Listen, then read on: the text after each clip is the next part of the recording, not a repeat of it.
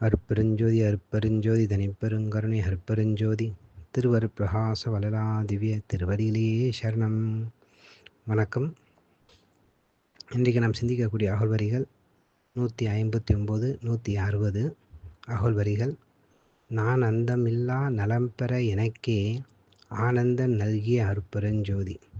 இந்த அகழ்வரிக்கான விளக்கம். முன் வரியில் இரவா வரம் பெற்ற நிலை கூறப்பட்டது.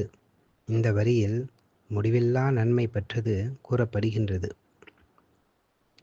இதுவரை வந்த ஆன்மீகவாதிகள் அனைவரும் ஒருமித்து தெரிவித்த கருத்து ஒன்று உண்டு. அது என்னவெனில், யாராயிருந்தாலும் என்றாவது ஒரு நாள் இறந்தே தீர வேண்டும் என்பதுதான். தோன்றியது மறையும் என்றும், ஆரம்பம் என்று ஒன்று இருந்தால் முடிவு என்று ஒன்று உண்டு என்றும் கூறி வைத்தார்கள்.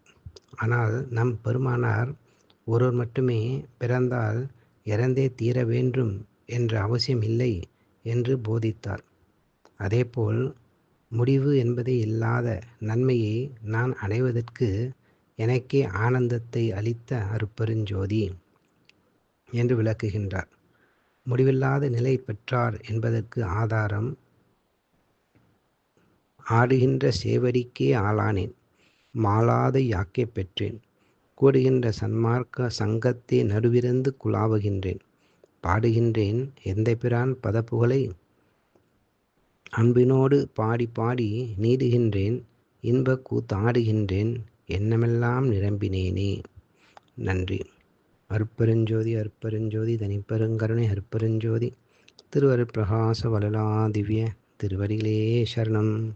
ராமலிங்கா அபயம் ராமலிங்கா அபயம் ராமலிங்கா அபயம் அபயம்.